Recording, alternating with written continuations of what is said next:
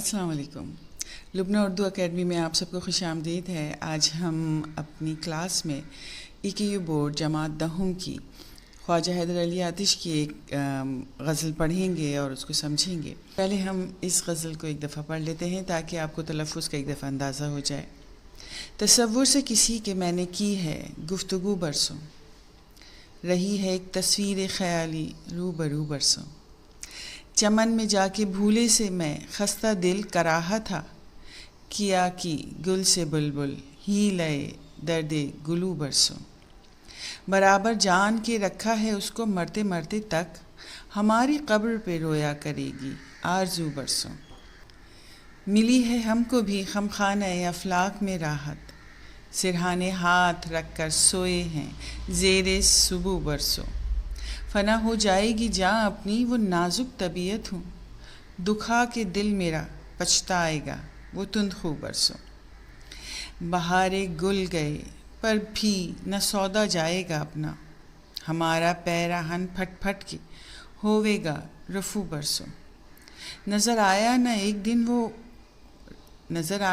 ایک دن راہ میں وہ نور کا بقا،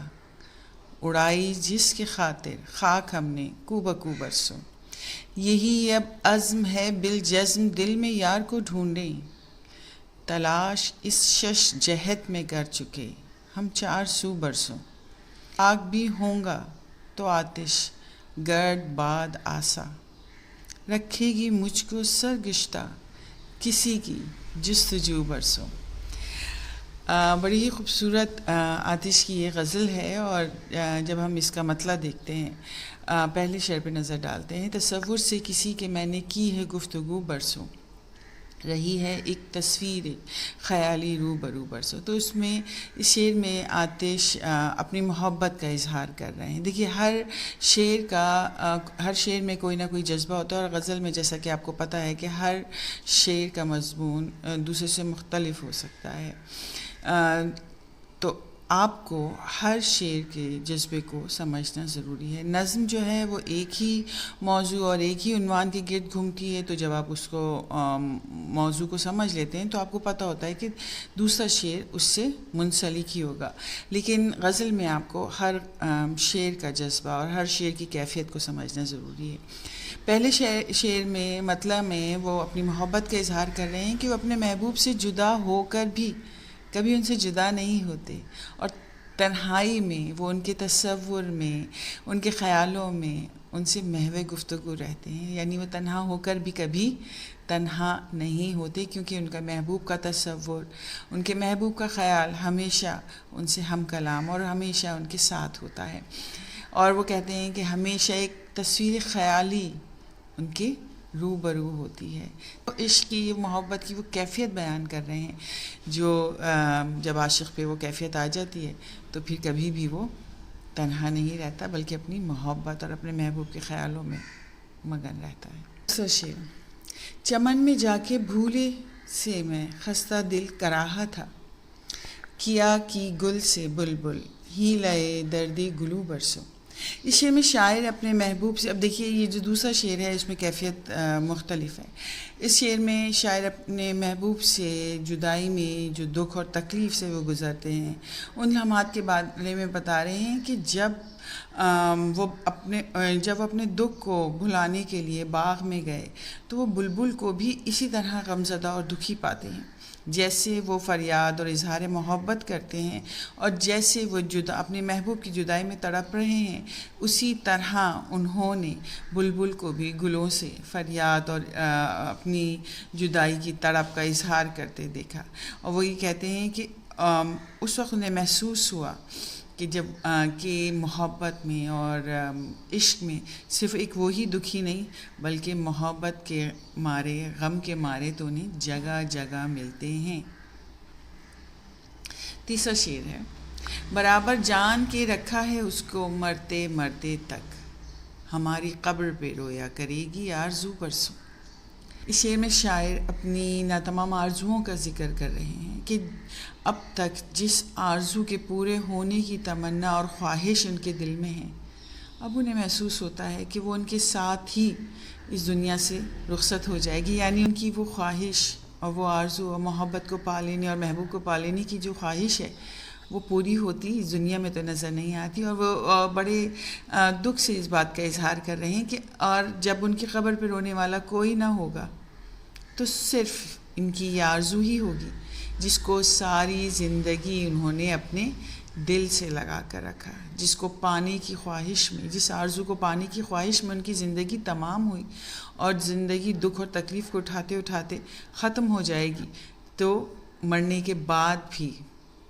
ان سے جدا نہیں ہوگی۔ وہ اپنے محبوب کو یہ بھی پیغام دے رہے ہیں، اپنے پڑھنے والوں کو یہ بھی پیغام دے رہے ہیں کہ یہ نہیں ہے کہ یہ آرزو اور یہ خواہش صرف ان کی زندگی تک ان کے ساتھ ہے، بلکہ انہیں یہ محسوس ہوتا ہے کہ مرنے کے بعد بھی ان کی قبر پہ رونے والا جب کوئی نہ ہوگا تو یہ آرزو ہی ان کی قبر پہ بیٹھی ہوگی، کیونکہ انہوں نے بڑی ہی محبت سے اور بڑی ہی شدت سے اس کو چاہا ہے اور اس کو اپنے دل سے لگا کر رکھا ہے۔ چوتھا شعر ہے، ملی ہے ہم کو بھی خمخانہ افلاک میں راحت، سرہانے ہاتھ رکھ کر سوئے ہیں زیر صبح برسوں۔ اس شعر میں شاعر اپنی قسمت پرسی کا اظہار کر رہے ہیں کہ ساری زندگی جس تنگ دستی سے انہوں نے زندگی گزاری ہے، جس غربت میں اور جس تکلیف میں انہوں نے اپنی زندگی کو گزارا ہے، اب انہیں اس زندگی کی عادت ہو گئی ہے، اب انہیں اس میں بھی راحت اور خوشی محسوس ہوتی ہے، اب انہیں اس زندگی سے کوئی شکوہ نہیں ہے، بلکہ اپنے محبوب کی بے رخی اور جفاؤں سے ساتھ ان مشکلات اور مصیبتوں کو بھی اب وہ اپنی خوشی تصور کرتے ہیں، اور اب انہیں اس تکلیف میں ہی راحت اور خوشی محسوس ہوتی ہے۔ فنا ہو جائے گی جاں اپنی وہ نازک طبیعت ہوں، دکھا کر دل میرا پچھتائے گا وہ تند خو برسوں۔ اس شعر میں شاعر اب دیکھیے یہاں پہ اس غزل میں، اس شعر میں وہ مزاج دوسرا نظر آتا ہے، وہ کیفیت دوسری نظر آتی ہے۔ اس میں شاعر اپنے محبوب کی بے رخی اور جفاؤں کا شکوہ کرتے نظر آتے ہیں کہ جس بے رخی اور جس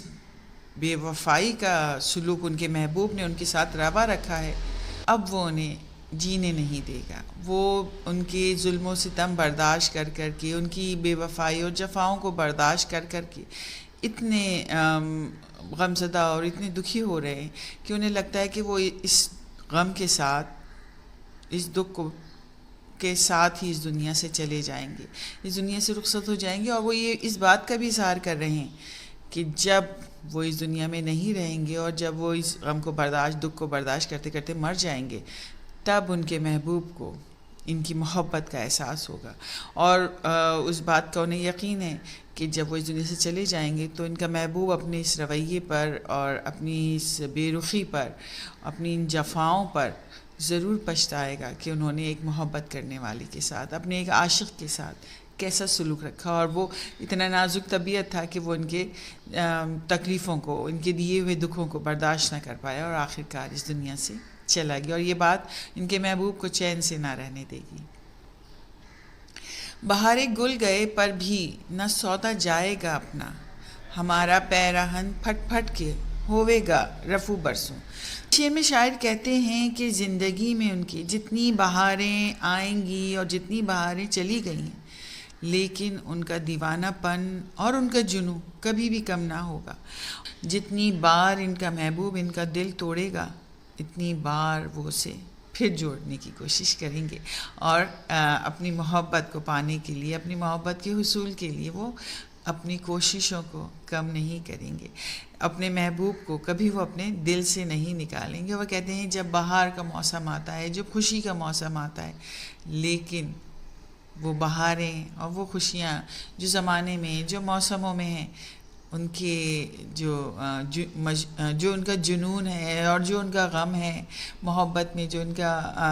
ان کی کیفیت ہے، وہ اس کو کم نہیں کر پاتی، اور اپنی اس کیفیت کے بارے میں وہ کہہ رہے ہیں کہ جتنی بھی بہاریں آئیں، موسم جیسے بھی ہوں، ان کا دیوانہ پن کم نہ ہوگا، اور وہ پھر ہر بار اپنے محبوب کو، ہر زخم کے بعد، ہر دکھ کے بعد پھر اپنے محبوب کو پانے کی جو ان کی خواہش ہے وہ اسی طرح زندہ رہے گی، اور اپنے محبوب کو کبھی بھی وہ اپنے دل سے نہیں نکال پائیں گے۔ نظر نہ آیا ایک دن راہ میں وہ نور کا بقا، اڑائی جس کی خاطر خاک ہم نے کو بکو برسوں. اس شعر میں شاعر اپنے محبوب کے حسن کی تعریف کر رہے ہیں کہ ان کے محبوب ایسا حسین ہے کہ اس کے حسن کی ایک جھلک ہی جو انہوں نے صرف ایک بار دیکھی اور اس جھلک نے انہیں دیوانہ کر دیا، اس محبت میں مبتلا کر دیا. وہ نور کا نظارہ ایسا ہے کہ وہ اسے دوبارہ دیکھنے کے لیے بے قرار ہیں، لیکن وہ ہر جگہ اپنے محبوب کی ایک جھلک دیکھنے کے لیے مارے پھرتے ہیں اور جگہ جگہ کی خاک چھانتے ہیں، لیکن اس کے باوجود انہیں کامیابی حاصل نہیں ہوتی اور ان کے دیدار سے اب تک محروم ہیں. اڑائی جس کی خاطر خاک ہم نے کو بکو برسوں، کو بکو جگہ جگہ مارے پھرنا، خاک چھاننا، کہ وہ اس اپنے محبوب کے صرف ایک نظر دیدار کے لیے مارے پھرتے ہیں اور ایک لمحے کے دیدار کو ترستے. یہی اب عزم ہے بالجزم دل میں یار کو ڈھونڈے، تلاش اس شش جہد میں کر چکے ہم 400 برسوں. اس شعر میں شاعر محبت میں کیے گئے عہد کا اظہار کر رہے ہیں کہ انہوں نے ہر ممکن طریقے سے اپنے محبوب کو تلاش کریں گے. اپنے محبوب کی تلاش میں وہ برسوں سے ہیں، اور جب وہ اس ناکامی میں اور اس مایوسی میں جب بیٹھ کے سوچتے ہیں تو ان پہ یہ بات بھی آشکار ہوتی ہے، یہ بات بھی عیاں ہوتی ہے کہ ان کے محبوب کا ٹھکانہ تو ان کا دل ہے. محبوب تو ان کے دل میں رہتا ہے،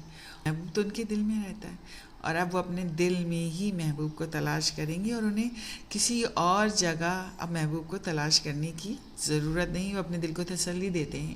کہ وہ جو انہیں ناکامی ہوئی ہے اور محبوب کی تلاش میں جس ناکامی سے وہ گزرے ہیں، وہ اسی لیے کہ انہوں نے ہر سو تو اسے ڈھونڈا لیکن اپنے دل میں نہیں چاہا. دل کا اس کے محبوب کا ٹھکانہ تو ان کا دل ہی ہے، وہ ان کے دل میں بستا ہے. اگر میں خاک بھی ہوں گا تو آتش گرد باد آسا رکھے گی مجھ کو سرگشتہ کسی کی جستجو برسوں. اس شعر میں شاعر کہتے ہیں کہ وہ عمر بھر اپنے محبوب کی محبت اور ان سے ملنے کی آس کو سینے میں دبائے رکھا، انہوں نے سینے سے لگائے رکھا. انہیں پانے کی خواہش، محبوب کو پانے کی خواہش کبھی ان کے دل سے گئی ہی نہیں. تو اگر وہ اس دنیا سے بھی چلے جائیں گے اور مٹی میں بھی مل جائیں گے تب بھی یہ خواہش، یہ آرزو ان سے جدا نہیں ہوگی، اور وہ خاک میں مل کر بھی ایسے بے قرار ہوں گے کہ یہ خواہش اور اپنے محبوب کو پانے کی جو آرزو ہے وہ انہیں خاک میں ملنے کے بعد بھی چین سے نہیں رہنے دے گی. اور وہ خاک میں ملنے کے بعد وہ خاک کی طرح، بگولوں کی طرح اپنے محبوب کو ملنے کی تلاش میں اڑتے رہیں گے. وہ جو آپ کہہ رہے ہیں کہ وہ شکل اختیار کر لیں گے خاک میں ملنے کے بعد، مٹی ہو جانے کے بعد بھی وہ مٹی اور وہ خاک اپنے محبوب کی تلاش میں سرگشتہ رہے گی اور اس کو دیکھنے اور اس کو کی ایک جھلک کی جستجو انہیں چین سے مرنے کے بعد بھی رہنے نہیں دے گی، اور وہ اپنے محبوب کی تلاش میں خاک میں کی طرح اڑتے رہیں گے اور جستجو میں رہیں گے. امید ہے آپ کو آتش کی یہ غزل سمجھ آئی ہوگی. اگلی کلاس تک کے لیے اجازت دیجیے. خوب محنت کریے اور اللہ تعالیٰ آپ کو کامیاب کریں. اللہ حافظ.